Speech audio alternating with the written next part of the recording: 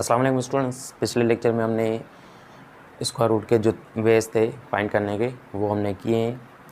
अब हम उसको आगे पढ़ेंगे कि nth रूट ऑफ जो है स्क्वायर रूट का कैसे होगा। तो सबसे पहले हम तो principal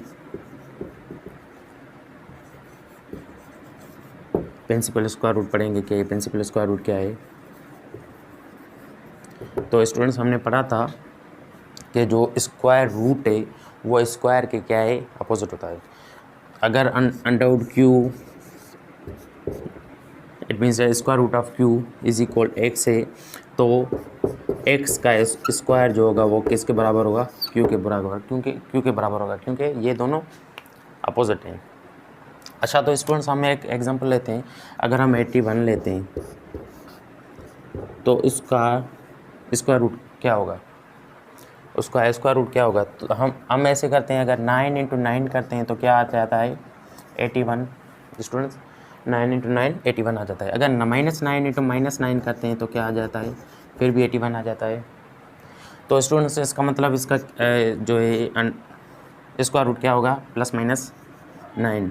square root of 81 is equal +-9 होगा।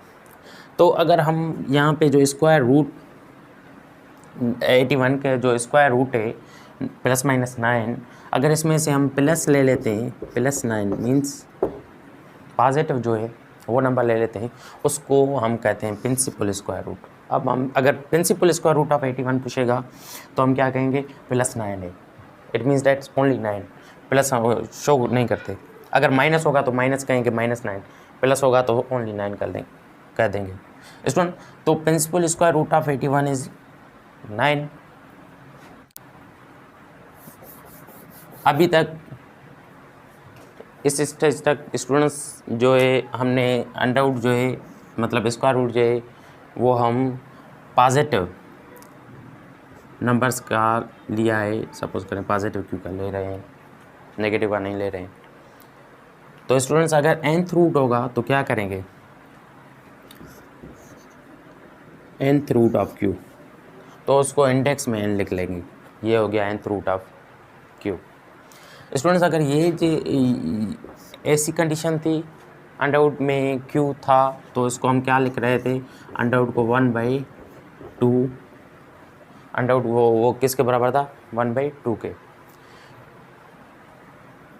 क्योंकि मैंने कहा था स्क्वायर रूट जो है वो किसके अपोजिट है, वो अपोजिट है स्क्वायर के।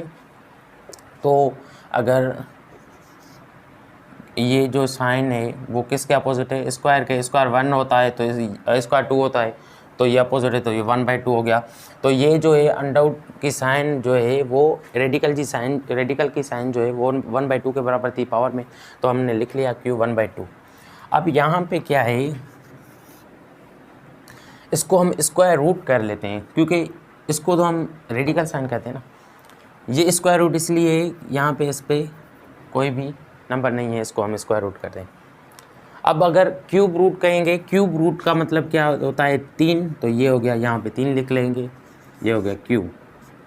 ये अंडर रूट जो है वो स्क्वायर से स्टार्ट होता है, स्क्वायर रूट स्क्वायर से स्टार्ट होता है, क्यूब रूट होता है, 4th रूट होता है, nth रूट होता है। इसको समझ गए।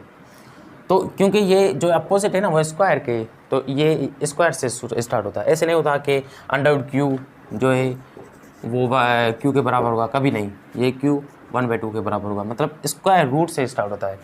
तो ये क्यूब रूट है तो इसको क्या कहेंगे, 1/3। अगर nth रूट है तो इसको क्या कहेंगे, अगर ये nth रूट है तो इसको कहेंगे क्यू 1/n। ये हो गया nth root of Q students.